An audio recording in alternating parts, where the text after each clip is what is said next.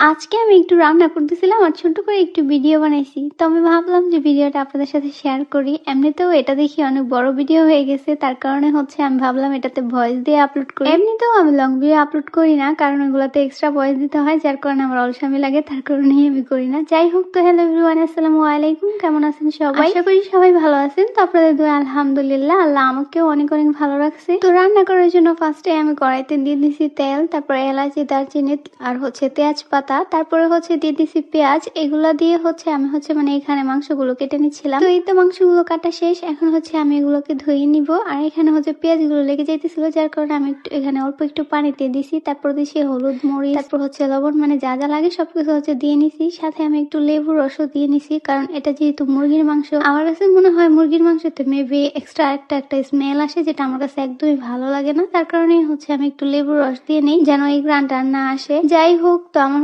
অনেক বেশি গরম লাগতেছিল, যার কারণ আমি তরমুজ খাইতেছিলাম। আমি একটু পর পরই তরমুজ খাইতেছিলাম। ওই দিন পুরাটা তরমুজ মেবি আমি খেয়ে ফেলছিলাম। আম্মু বিশাল বড় একটা তরমুজ নিয়ে আসছিল বাজার থেকে। ওই তরমুজটা কেটে আম্মু অর্ধেক অর্ধেক করে ফ্রিজে রাখছিল। তো ওই তরমুজটাই আমি এভাবে খাইতেছিলাম। আমার কাছে এইভাবে খাইতেই ভালো লাগে। যাই হোক, পরে আমার আম্মু তরমুজটা কেটে আমাকে দেয়, তারপর আমি খাইতেছিলাম। আর আমি এখানে একটু বাইরের ভিডিও নিতেছিলাম, কারণ আজকের ওয়েদারটা অনেক বেশি সুন্দর ছিল, আমার কাছে অনেক বেশি ভালো লাগতেছিল। যাই হোক, তো তারপর আমি এখানে নিজের ভিডিও নিতেছিলাম। আমি এখানে আবারও লুকায় লুকায় তরমুজ খাইতেছিলাম। লুকায় লুকায় বলতে আর কি, আমি এমন ভাবে চোরের মতো খাইতেছিলাম। আম্মু এগুলা কেটে ফ্রিজে রাখছিল আমার খাওয়ার জন্যই, তারপর আমি এভাবে খাইতেছিলাম। যাই তো একটু পরে আমি দেখতেছিলাম যে মাংসগুলো হয়েছে কিনা, তারপর আমি একটু জল দিয়ে দিছি।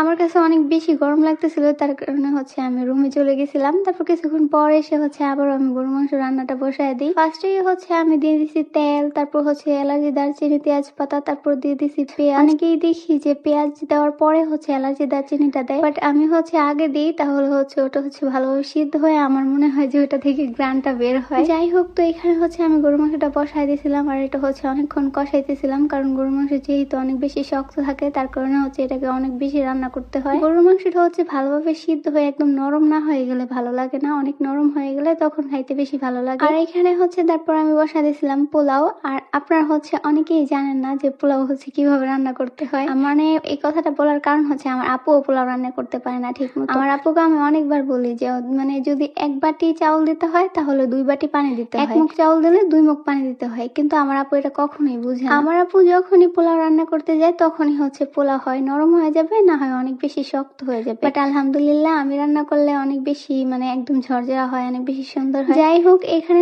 আমি ভাবতেছিলাম যে মেবি পোলাওটা লেগে গেছে, বাট আসলে লেগে যায়নি। আমি যেহেতু চুলা আঁচটা একদম কমিয়ে দিছি, তার কারণেই লেগে যায়নি। তো আমি এখানে পোলাওটা আবার উল্টায় পাল্টায় ঢেকে দিছি, যাতে এটা মানে ভালোভাবে সিদ্ধ হয়ে যায়। তো এখানে আমি কিছু ফল কেটে নিতেছিলাম। ভাবতেছিলাম যে খাবারের পরে ফল খাইলে ভালো লাগবে, যার কারণ আমি কিছু ফলও কেটে নিছিলাম। আর আমি তরমুজটা একাই পুরাটা মনে হয় খেয়ে ফেলছি। পুরাটা খাইনি, মানে অর্ধেক খাইছি, কারণ প্রচুর গরম ছিল। গরমের মধ্যে আমি তো কিছু খাওয়া দাওয়া করি নাই, না খেয়ে আমি রান্না বসাইছি। তো আমি মানে খাইতেছিলাম আর রান্না করতেছিলাম। আচ্ছা, আপনারা কারা কারা এরকম করেন, খান আর রান্না করেন, অবশ্যই কিন্তু কমেন্ট করে জানাবেন। আবার আমি কিন্তু মানে রান্না করা খাবার খাই না, আমি এমনিতেই হাবি জাবি খাই, ঠান্ডা কোনো পানি, শরবত, তারপর মানে তরমুজ, এগুলাই। যাই হোক, তো আমি বুঝতেছিলাম না ভিডিওটা কিভাবে নিব, যেভাবে পারছি ওইভাবে নিছি। তো থ্যাংক ইউ সো মাচ আমার ভিডিওটা দেখার জন্য। সবাই ভালো থাকবেন, আমার জন্য দোয়া করবেন। আল্লাহ হাফেজ, টাটা, বাই বাই, আসসালামু আলাইকুম।